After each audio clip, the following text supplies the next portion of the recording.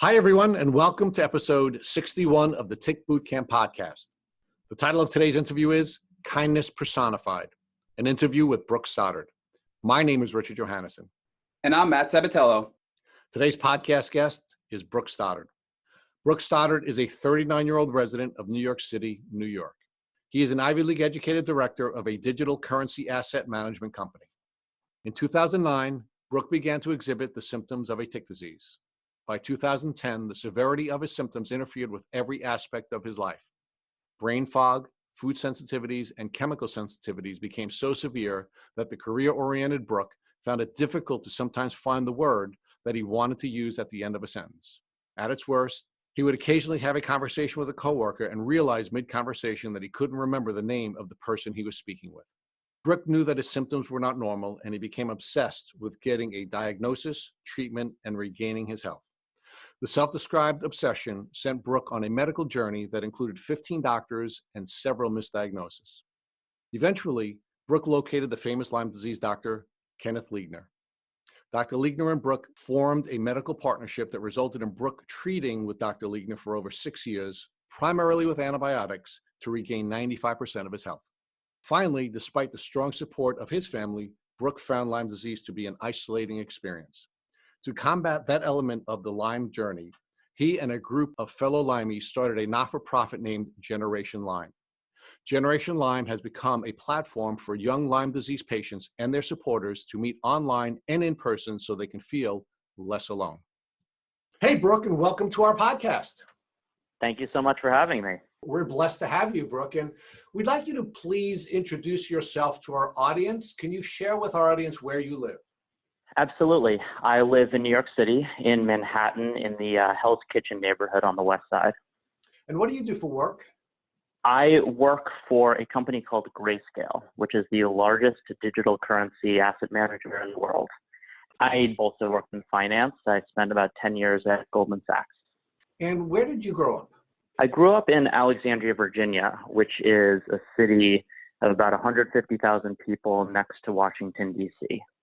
And where did you go to college? I went to Princeton. When you graduated from Princeton, did you do any graduate work?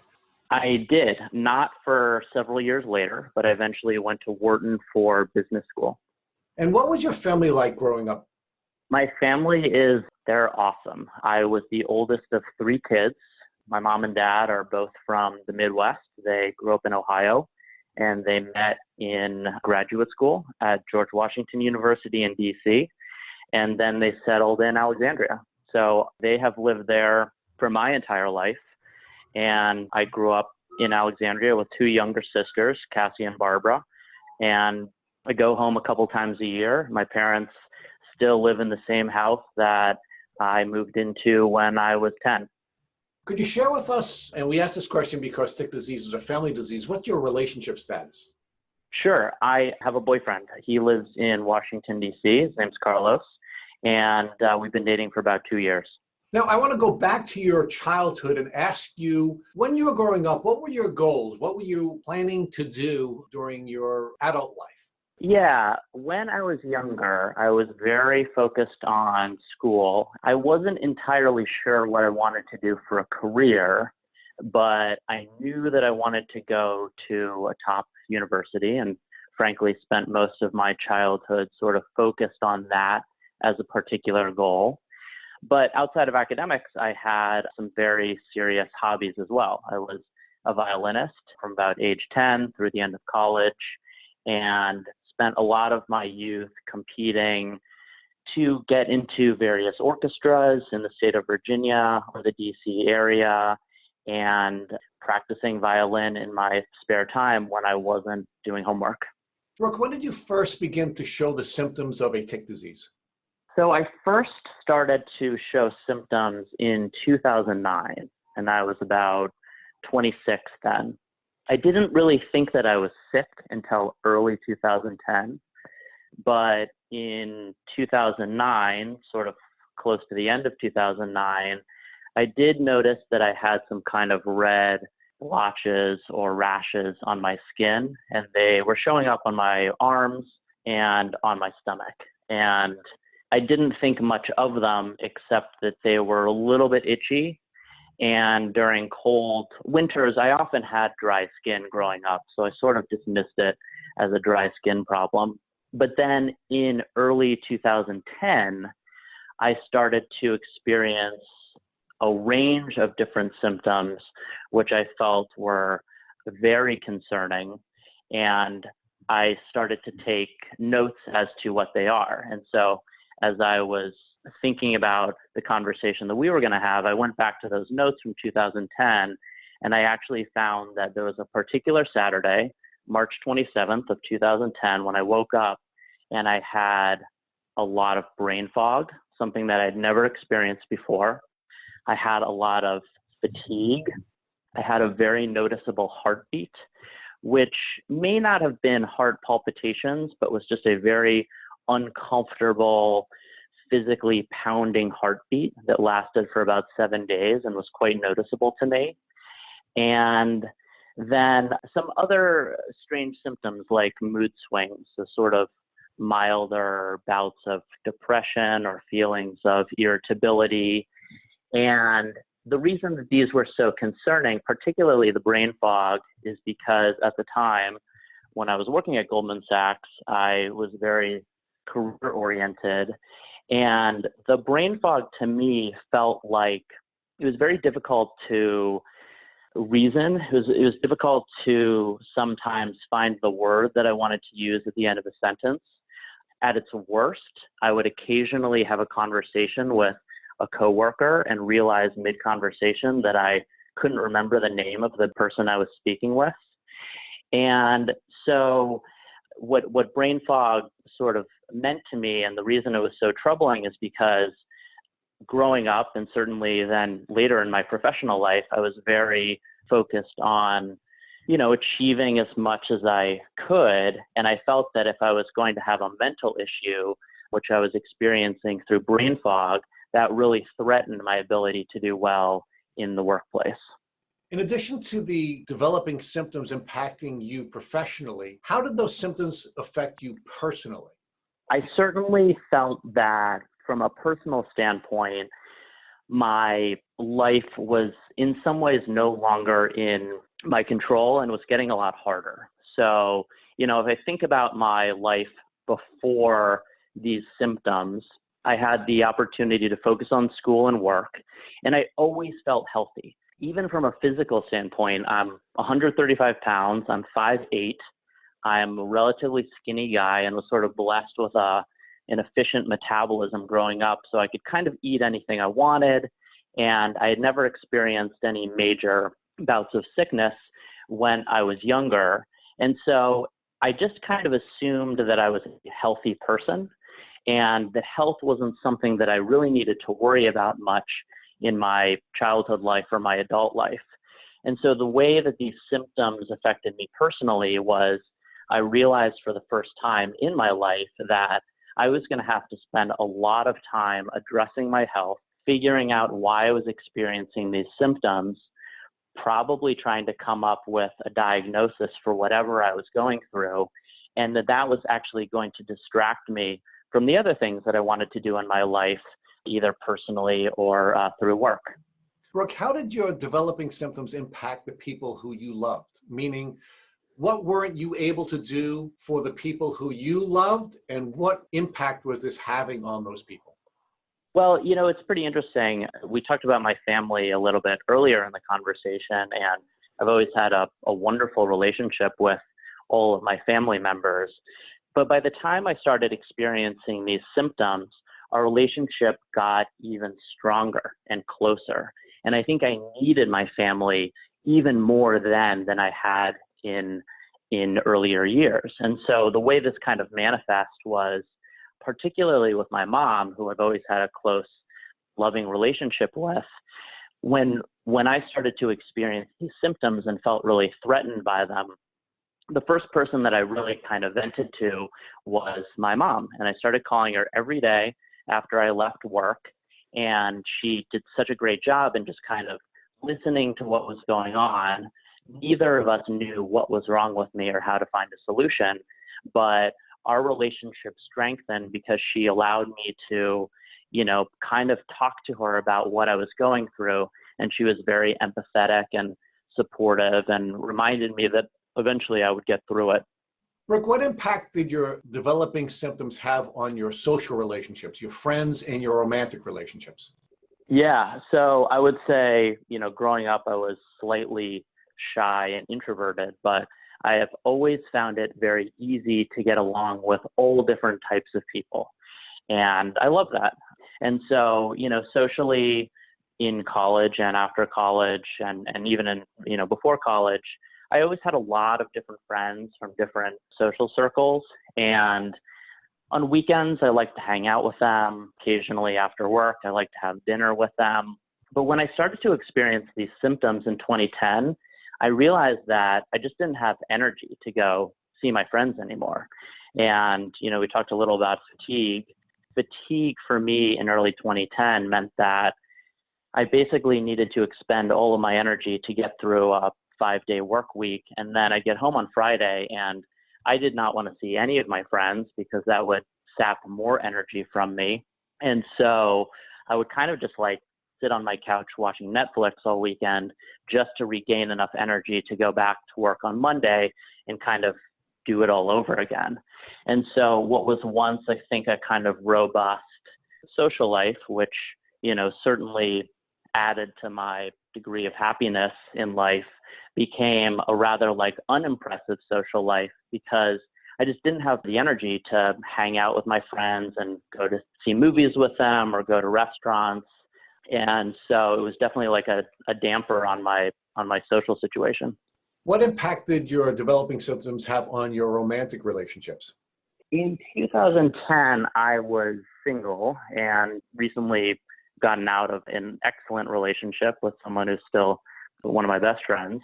And so from 2010, actually, all the way until many years later, I was single. And in some ways, I was very comfortable with that because it felt like I just didn't have time to date. And I didn't really want to date. I wanted to focus on my health and I wanted to focus on work. And so for years, I just kind of prioritized work and health over my social life and over trying to develop romantic relationships. And I think that worked for a while. But as I recognized that Lyme disease might be a chronic condition and something that I might deal with for many, many years, eventually I got to a point where I wanted to have romantic relationships despite of my symptom set and condition. And then fast forward a few years to when I was in business school, I was lucky to meet Carlos and we started dating. So Brooke, back in 2009 and early 2010, when you first started getting these early symptoms of Lyme disease, what doctors did you see? So in 2009, I saw a primary physician in New York City, and he was a great guy. Well, actually, I would say early 2010, when I really started to experience brain fog and some of these very troubling symptoms, he was the first person that I went to see. We probably saw each other 2, maybe 3 times in a month. And I think it would be natural to go to a primary physician, as a first stop when you're experiencing a health problem. And the conversations that we had were such that I explained all my symptoms. I was very troubled by them. We ran a whole host of standard blood labs. We ran an EKG because I was complaining about my rapid heartbeat. And frankly, nothing irregular showed up on the blood labs, and nothing irregular showed up from an EKG perspective either. And so the doctor unfortunately couldn't give me a diagnosis, which was distressing. And he started to refer me to other specialists who could sort of explore some of the other symptoms that I was dealing with. So for example, I ended up seeing, I would say, 10 to 15 doctors before I was eventually diagnosed with Lyme disease. But at this period of time in 2010, my primary physician would do things like refer me to a dermatologist because I would complain about, red rashes on my skin, or he would send me to a neurologist because I was complaining about brain fog. We went to a gastroenterologist to talk about some of the food sensitivities that I started to experience and became one of my worst symptoms of Lyme disease.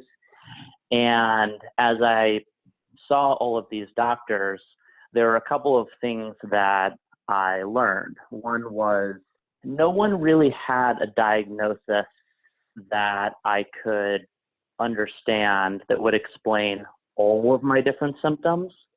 And for the first time, I realized that as wonderful as these doctors were, they just didn't have all of the answers. And it was kind of an important lesson for me in life that I had to learn how to advocate for myself. And as doctors were telling me that I looked healthy and that my lab tests looked totally fine, I had to learn how to push back and say, actually, I'm not healthy. And this symptom set that I'm dealing with is really bizarre and abnormal. And we need to keep thinking about this until we come to a diagnosis that makes sense and I start to treat it in a way that makes me feel better. So Brooke, these specialists that you were referred to by your primary care physician, did any of them come up with any diagnosis, or were they all sort of puzzled by your wide variety of symptoms? I would say it was more of the latter. There weren't any kind of egregious misdiagnoses along the way, but the doctors I saw were all very good-natured, and they certainly tried. So, for example, I remember I saw we can sort of get into this in more depth, but one of the major symptoms of Lyme disease I experienced were a hypersensitivity to strong, often scented chemicals. And to address that, my primary physician sent me to a dermatologist to do a series of allergy tests. And the dermatologist kind of diagnosed me with something called a delayed type hypersensitivity to a variety of chemicals that are commonly encountered.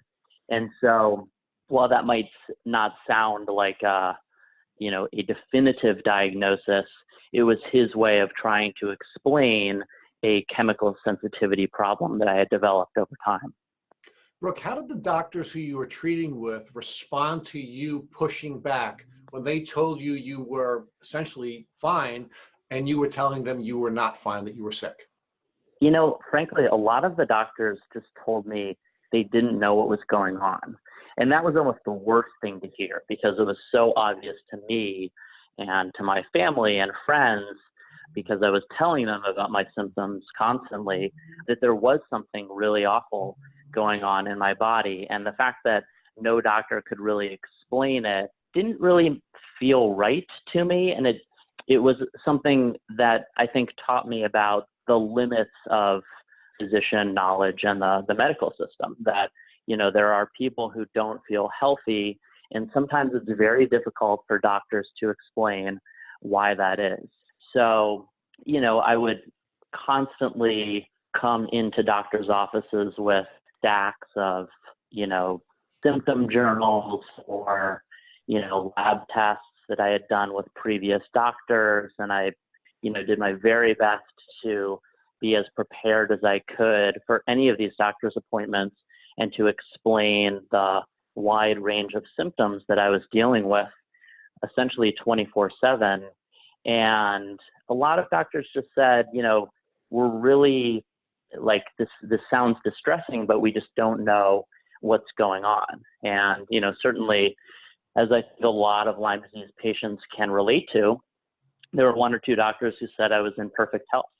And that's, I think, probably the last thing that anyone who is experiencing Lyme disease symptoms really wants to hear, but it's something that I think happens to a lot of those people.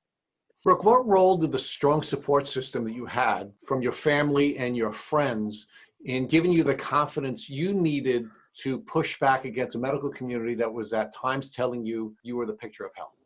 My friends and my family were just extremely important during this part of my life. And I would loop into that category my coworkers as well, because while at first I was fearful of explaining to my boss and my colleagues at the office that I had these terrible symptoms that, certainly in their eyes might mean that I couldn't be a perfect employee. But I found that all these people really had my back. They encouraged me to keep seeing doctors.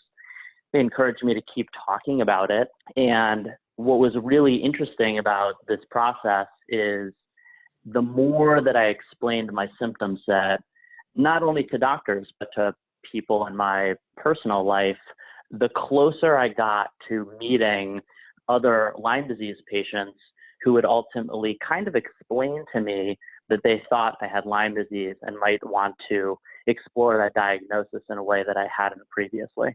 Brooke, I think you just hit on a really important point in the Lyme community, that many Lyme patients, even before they're diagnosed and once they're diagnosed, don't want to speak about their symptoms because they feel like they're this rare, sort of odd person in the community, but they're really not. And if they modeled off of you and actually spoke about their symptoms, they potentially could have gotten to a diagnosis quicker by discussing their symptoms with others who may or may not have had or been exposed to somebody with Lyme disease.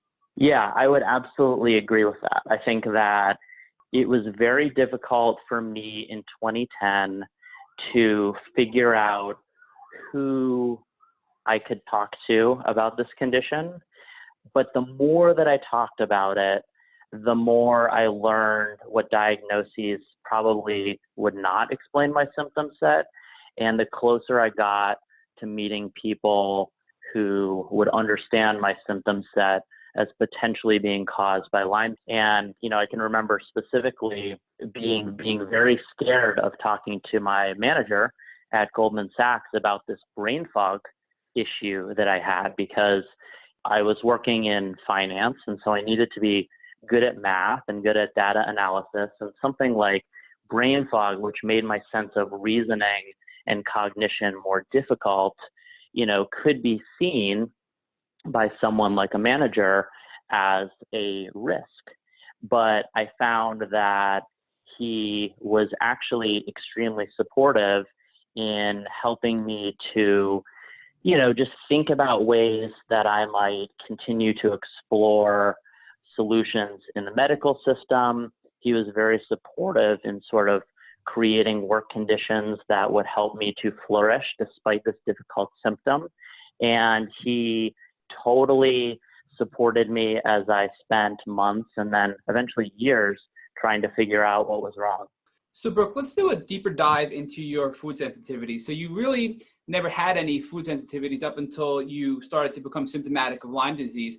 What type of food allergies did you have, and how did they make you feel? Yeah, so these were really interesting. And if I think about my toughest Lyme disease symptoms, I would say that they were brain fog, food sensitivities, and chemical sensitivities. So I'm glad you asked about this. The food sensitivities started in early 2010, which was the time when I experienced brain fog for the first time. And what food sensitivities meant to me were when I ate carbohydrate-heavy foods or sort of like complicated carbohydrates, I experienced my other symptoms getting worse. And to sort of be very specific about this, if I were to eat bread or white rice or starchy foods like potatoes or sweet foods like strawberries, let alone coffee, alcohol, cookies, candy, and cake, when I would digest a lot of these foods, I would experience a worsening of my other symptoms like brain fog, like mood swings, like fatigue. And this felt so unusual because as a kid, I could essentially eat what I wanted and feel normal. But this was very different. Now I could eat what I wanted and feel worse. And so I didn't really know what to do except to try to create some data around this issue. And so I started keeping a daily food journal where I would just track what I ate for breakfast and lunch and dinner. And what I realized over time was pretty surprising to me. But as I ate those, sort of delicious, often carb-heavy foods, I would typically experience a worsening of my symptoms. And so as a way to kind of combat that and minimize my symptoms, over time, I removed a lot of those particularly carb-heavy foods from my diet. And then really for about 2 to 3 years, just ate plain meats like chicken or fish, vegetables like cauliflower and broccoli, eggs, almonds, and green apples. And it's not because I necessarily wanted to have a diet that was that restrictive, but I did want to feel as healthy as possible. I did want to continue to work. And I recognized that if I kept my diet as strict and sort of limited to those 5 or 6 basic foods, that I could eat as much of them as I wanted and feel full and have energy, but that they didn't exacerbate the rest of my symptom set. So Brooke, I'd also like to learn more about your sensitivity to smells. That seemed to be your third most prominent symptom. So can you talk in more detail about your chemical sensitivities? Yeah, and this is something that even today I still struggle with. And I'm still trying to figure out scientifically. But chemical sensitivities for me didn't start in 2010. They actually started, I would say, in 2011 or 2012. For some reason, they were not my first symptom. But around 2011 or 2012, I started to realize that if I was around very strong smelling chemicals, that my body would have a type of allergic reaction. And I think I would try to explain this to people based on the idea that there are some people who get a headache when they're around perfume or when they're pumping gas at the gas station. And for me, I had some degree of this problem, but it was much more severe. So an example of how this would manifest would be, I would be at the office, I'd be in a meeting in a boardroom, and if I was sitting next to someone who had a strong perfume or an aftershave, or maybe used a scented shampoo or some sort of hair product, and if I could smell any of those things, then I would experience a worsening of my other symptoms. So all of a sudden I would feel an onset of brain fog. I would become more tired. I would, have more of these mood swings. And similar to how I approached foods, eliminating a lot of foods that I couldn't tolerate, I started to reconstruct my life around avoiding chemicals that I couldn't tolerate. And unfortunately, this got to be very, very difficult.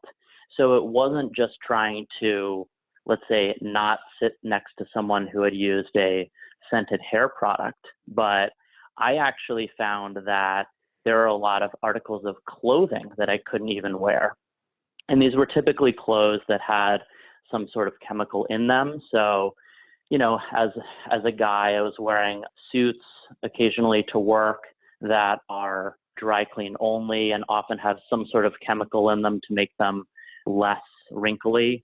I was also wearing, button-down shirts that were non-iron that are also coated in a chemical that makes them, really flat, so you don't have to iron out the wrinkles. And it turned out that whatever chemicals were in these articles of clothing, I just couldn't tolerate.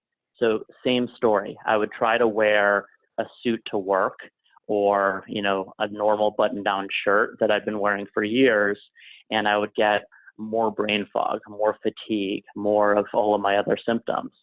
And so what I ended up doing for a couple of years was just avoiding articles of clothing, products with chemicals that I couldn't tolerate, and sometimes furniture too. And to give you kind of 2 examples of how this played out in my life, when I went to business school, I actually wore the same t-shirt almost every day of business school because I just didn't want to take the risk of trying on new articles of clothing and maybe having to run back home from class in order to put on an article of clothing that I wasn't going to be sensitive to. And it's this t-shirt that I love. It says Virginia is for runners on it. All of my friends kind of identify me by this t-shirt, and it was just something that I knew would not create other symptoms for me. And so I relied on it as a way to kind of manage a very difficult symptom set that, had come about based on chemical sensitivities. So Brooke, over this 4-year period of your illness before you got diagnosed, I guess from the time you were 26 up until you were 30, what eventually triggered your diagnosis with Lyme disease when you were 30 years old?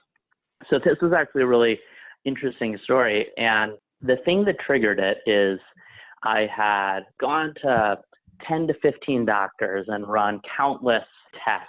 I had also moved from New York to India, and then I moved back to the United States to go to business school. And so I was living my life and doing different things in my educational and career life while managing a complicated set of symptoms.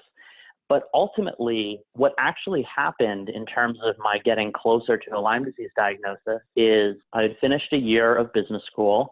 I went back to Goldman Sachs for a summer internship, and another of the summer interns who had had Lyme disease previously was listening to me tell this story, just like I'm telling it to both of you.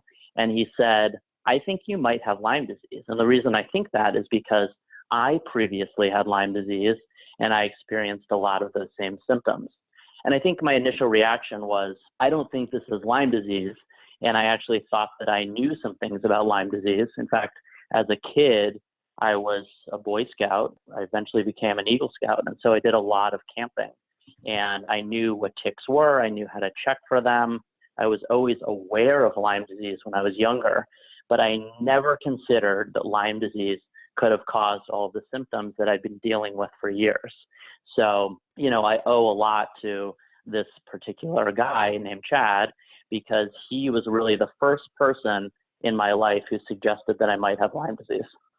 When he made the suggestion to you, did you follow up with a doctor for a Lyme test, or how did it proceed to ultimately end up in your Lyme diagnosis? I think the first thing I did was I went home and I Googled Lyme disease, and I read about all of the symptoms that were possibly caused by Lyme disease. And I remember having this sense of joy in a way, because this felt like a potential diagnosis to explain the very difficult health situation that I'd been in for a couple of years. And the more I looked into the Lyme diagnosis, the more I started to believe that that might be right. In the next couple of months, a couple of things happened. I started to go to Lyme disease specialists, LLMDs, in New York City, then eventually north of New York City. And we really started to drill down into Lyme disease tests to determine if I potentially had Lyme disease. And of course, we spent hours talking about my symptom set to sort of create a clinical and lab-based pile of evidence that might suggest Lyme disease was what I was experiencing. And the closer I got to a Lyme disease diagnosis, the happier I got, because I could finally put a name to the thing that I had been struggling with for so long. Did you eventually get a blood test? I did Western blot tests at Stony Brook, at IGeneX. I did an ELISA test at Stony Brook. And so, ultimately the conclusion that we came to, my doctor and I came to kind of cautiously over time, was that Lyme disease was probably the right diagnosis, and that I had potential babesiosis as a co-infection. And once you and your Lyme litter doctor identified this, that you had Lyme and potentially one or many co-infections, what was the treatment course that you received? Sure. So, the LLMD that I was seeing was Kenneth Liegner in Pauling, New York.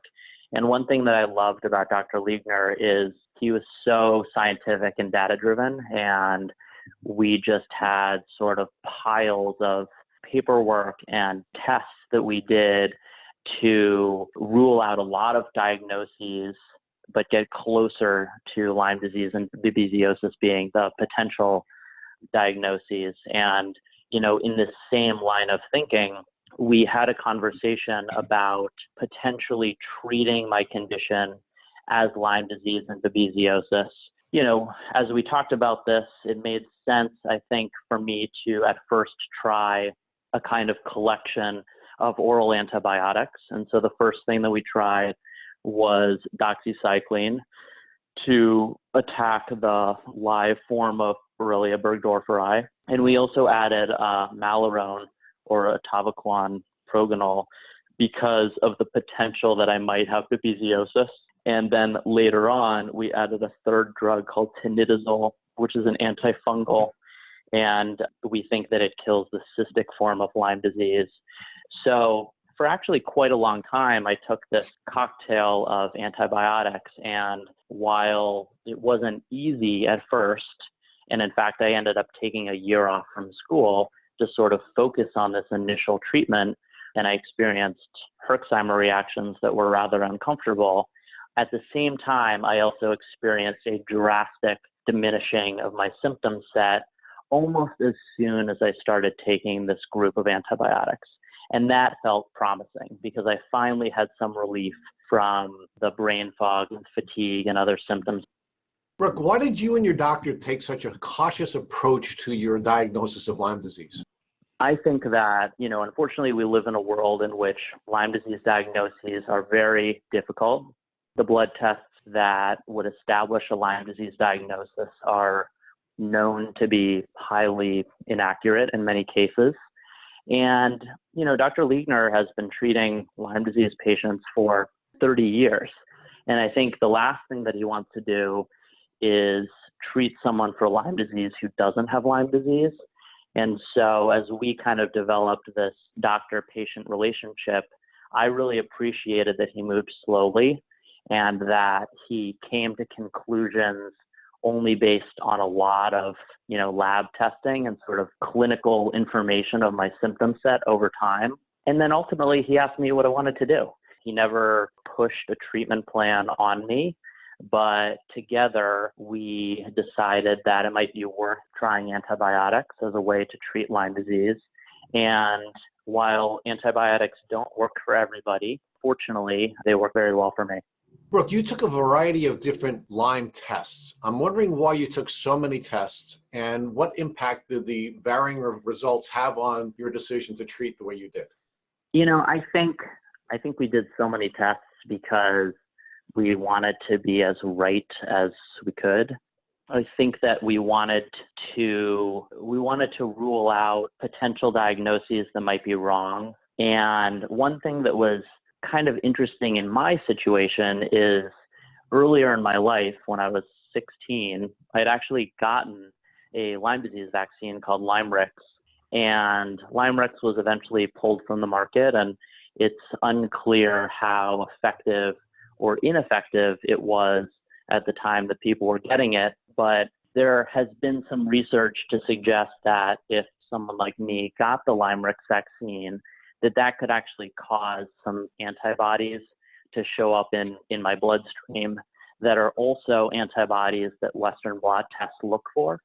And so I think specific to my case, one of the reasons that Dr. Liegner and I ran so many tests is because we wanted to be able to differentiate between any antibodies that might show up as a result of this earlier Lymerix vaccine that I'd gotten and antibodies that were showing up because I had contracted Lyme disease years prior. Brooke, did you take any detox precautions while you were getting this antibiotic treatment? Yeah, a couple of things. I would say, even before I was diagnosed with Lyme disease, besides restricting my diet and avoiding strong chemicals, one thing that I did to detox was I started running. And, I talked to a lot of Lyme disease patients around the country, and I recognize that some people aren't able to exercise because they might have joint pain or muscle pain. But fortunately, I was able to start running around 2010 when I developed these distressing symptoms. And the reason I mention running is because for me, running was all about detoxing. I started running 2 miles a day on the treadmill, and the way I did it was just by wearing a couple layers of clothing to kind of induce sweating. And I found that sweating really reduced my symptom set. And so that was kind of the first thing that I ever did to detox. Brooke, do you think the universe was telling you that running was going to be a helpful element of your treatment journey when you were wearing a Virginia is for Runners shirt every day during graduate school? I absolutely would agree with that. And I think that, if I'm lucky enough to get to a world in which I don't have Lyme disease, then I would like to continue running because I think it's just good for my health. Brooke, did you do any other things, or are you doing anything today to help detox, like an infrared sauna potentially? Yeah, absolutely. So I can't remember exactly when I started doing this. Probably it was about the time that I got my Lyme disease diagnosis 6 years ago. But every single day I go to a dry sauna. And I do that for the same reason that I became a runner. It is that when I go to the sauna for about 25 minutes a day and I literally sit there and I sweat, afterwards I feel a lot better. So any symptoms that have kind of like cropped up during the day, especially, under stress, they go away after I go to the sauna. So in fact, after we finish this discussion today, I'm going to go to the gym and sit in the sauna for 25 minutes, and then I'll probably feel the best that I'll feel all day. I have a ton of friends who swear by infrared saunas, and I believe that they're very effective. For me, I've actually never tried one, but the type of sauna that I go to is literally just a dry sauna. I go to it at a gym in Manhattan. The sauna is quite hot. It's about 160 or 170 degrees, and I just sit there. I read the newspaper and kind of sweat it out, and then I leave and come back the next day. So Brooke, you've been diagnosed now and on treatment for about 6 years, and you've been on this combination therapy of drugs for almost that entire 6-year window, but you've recently started something new with your Lyme literate doctor. Can you talk to us more about what new therapy you've recently introduced into your treatment protocol? About 2 or 3 months ago, I started taking disulfiram at the advice of Dr. Liegner. And by advice, I mean he has published research of 3 of his patients who have taken disulfiram. And so you can go online and see sort of what effect that has had on 3 of his patients. And Dr. Liegner, over the past year or 2, has become interested in disulfiram as a potential treatment protocol for people with Lyme disease. And he started to talk to me about it maybe 9 months before I agreed to give it a shot. And the more I listened to him and the more I read about disulfiram, the more curious I got about it. And, at this point, there are researchers around the country talking about disulfiram. I'm in a Facebook group of almost 5,000 people who only talk about Lyme disease and disulfiram. But the reason that I started to try it is because I would say for probably 2 years, as I've been on this other cocktail of antibiotics, I've done really well. And I've been telling everyone in my life that I'm about 95% better. And that's great. It feels very good. But I also felt that I had plateaued. And in order to get from 95% better to, closer to 100%, I realized that I needed to kind of be open to new treatment protocols once again. And this was about the time that Dr. Liegner was starting to tell me about research around disulfiram.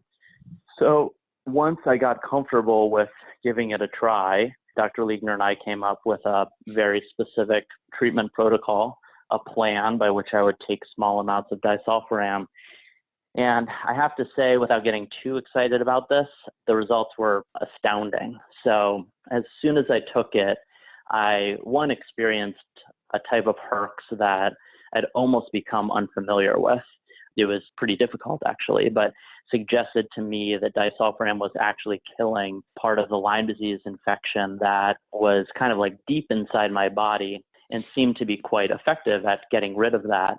And then I realized that any remaining brain fog that I was experiencing was really getting stripped away. And for me, this ended up being very exciting because I felt like I could think and sort of absorb information more clearly than I'd been able to in about 9 years.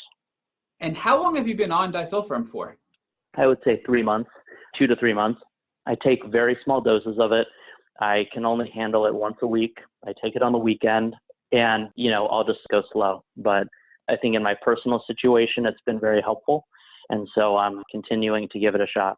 And you mentioned you only take it once a week at a very small dose. I've read some things about disulfiram and, different practitioners prescribe a wide variety of dosages. So do you know what dosage you're on? Yeah, right now I'm starting very slow. So I take either 67.5 milligrams or 125 milligrams. once a week on Friday nights. And Brooke, would you say that you are now a little over 95% better with the addition of disulfiram over the past 2 to 3 months? Honestly, I would say I'm around 96 or 97. So, Brooke, can you now share with our listeners how this Lyme disease journey has been positive in your life's journey? What kinds of things are different for you now that you do not believe you would have accomplished had you not gone on this Lyme disease journey? Yeah, I mean, it's such a great question. I think about this a lot. I would say a couple of things. First of all, I was not conscious of the importance of health until I got Lyme disease. And then I entered a period of my life when I was thinking about my health and my symptom set really every minute or every 5 minutes. And that was a new experience for me that taught me how important it is to try to be healthy. And when we are healthy, to be very, very grateful for that. You know, another thing that I learned is I became very aware of the number of people who struggle with some sort of health condition. Could be Lyme disease, it could be anything else. And in some cases, those health conditions have names, and sometimes they don't, or might be sort of emerging illnesses or kind of vague illnesses. And I became very empathetic to people like that.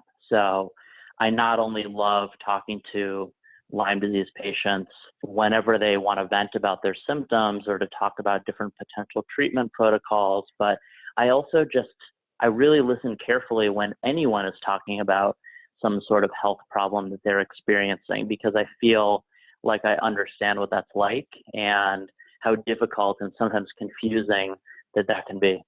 Now, Brooke, you've also begun an effort to reach out to other Lyme patients so that you can create a community together. Can you share with our listeners what motivated you to reach out to other folks in the Lyme community?